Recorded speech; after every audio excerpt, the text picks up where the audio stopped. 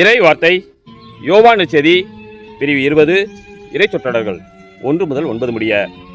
வாரத்தின் முதல் நாளன்று விடியற்காலையில் இருள் நீங்கும் முன்பே மகதலா மரியா கல்லறைக்கு சென்றார்.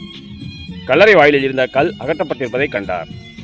எனவே அவர் சீமோன் பேதுருவிடம், இயேசு தனி அன்பு கொண்டிருந்த மற்ற சீடரிடமும் வந்து, ஆண்டவரை கல்லறையிலிருந்து யாரோ எடுத்துக்கொண்டு போய்விட்டனர், அவரை எங்கே வைத்தனரோ எங்களுக்கு தெரியவில்லை என்றார். இதை கேட்ட பேதுருவும் மற்ற சீடரும் கல்லறைக்கு புறப்பட்டனர். இருவரும் ஒருமித்து ஓடினர்.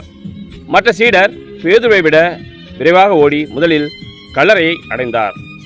அவர் குனிந்து பார்த்தபோது துணிகள் கிடப்பதை கண்டார். ஆனால் உள்ளே நுழையவில்லை.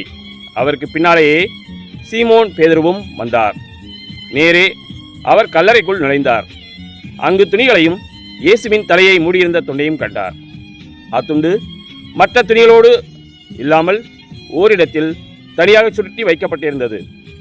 பின்னர் கல்லறைக்கு முதலில் வந்து சேர்ந்த மற்ற சீடரும் உள்ளே சென்றார், கண்டார், நம்பினார்.